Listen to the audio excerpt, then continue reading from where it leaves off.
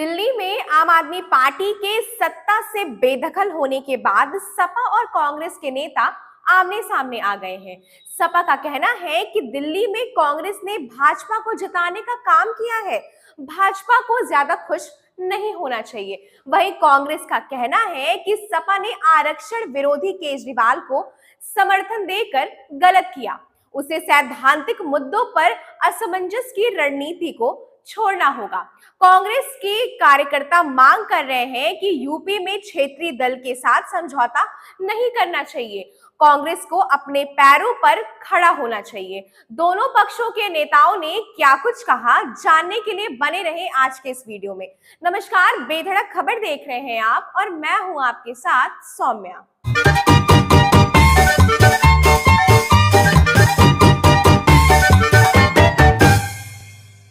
आपकी हार पर सपा के प्रमुख महासचिव राम गोपाल यादव ने कहा, दिल्ली में केजरीवाल की हार कांग्रेस के कारण हुई है। कांग्रेस ने भाजपा को जिताने और आम आदमी पार्टी को हराने की मदद की। यहां कम से कम 14 सीटों पर आपके प्रत्याशी की हार का मार्जिन कांग्रेस प्रत्याशी को मिले वोटों से कम रहा। गांधी और गोडसे की वारिस पार्टियों के बीच अपना पक्ष चुनना होगा। कांग्रेस के सचिव शहनवाज आलम का कहना है कि केजरीवाल की हार के बाद विचारहीन राजनीतिक दलों को सैद्धांतिक मुद्दों पर अपना स्टैंड क्लियर करना होगा।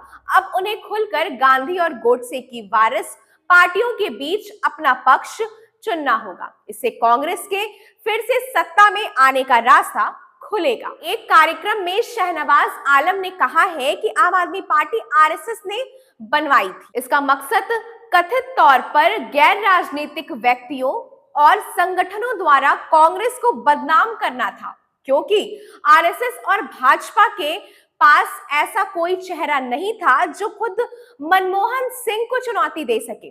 शहनवाज आलम ने कहा कि उत्तर प्रदेश में भी एक विपक्षी पार्टी के वोटर 2014 और 2019 के लोकसभा चुनाव में भाजपा के साथ थे, जबकि 2017 में अपनी पार्टी के साथ थे। समर्थकों की इसी चारित्रिक समानता के कारण इस क्षेत्रीय दल के नेता इस बार भी केजरीवाल का समर्थन करने दिल्ली तक गए थे। केजरीवाल घोषित तौर पर आरक्षण और जातिगत जनगणना के विरोधी रहे हैं, जबकि उनके समर्थन में खड़ी पार्टी आरक्षण समर्थन होने का दावा करती रही है।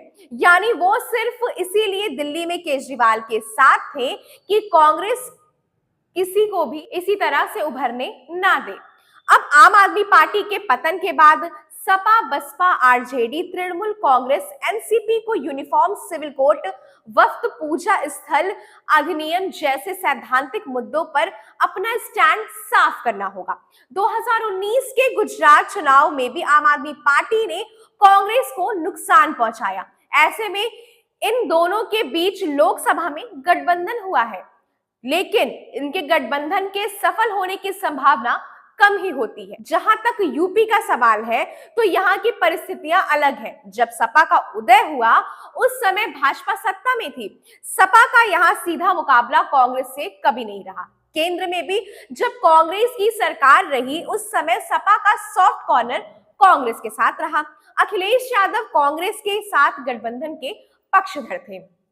उन्होंने हाल ही में लोकसभा में भी कहा था कि हम कांग्रेस के साथ हैं और जातीय जनगणना का मामला कांग्रेस लेकर आएगी तो हम उससे एक कदम आगे ही रहेंगे, पीछे नहीं रहेंगे। वह दिल्ली के चुनाव को लेकर भी कहते हैं कि वह आम आदमी पार्टी का समर्थन करने जरूर जाएंगे, लेकिन इसका मतलब यह नहीं है कि वो कांग्रेस का विरोध करेंगे। वहीं कांग्रेस के एक अन्य नेता इमरान मसूद ने भी सपा के साथ विधानसभा के चुनाव में गठबंधन को लेकर कहा था कि लोकसभा में 80 में 70 वाला फॉर्मूला विधानसभा के चुनाव तक नहीं चलेगा। कांग्रेस को 200 सीटें मिलेंगी तभी समझौता होगा।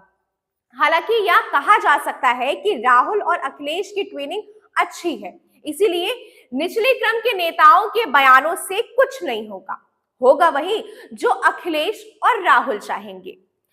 दिल्ली चुनाव के नतीजों को लेकर आपकी क्या राय है, हमें अपनी प्रतिक्रिया जरूर बताएं। ऐसी तमाम सारी खबरें देखने के लिए बने रहें बेधड़क खबर के साथ। धन्यवाद।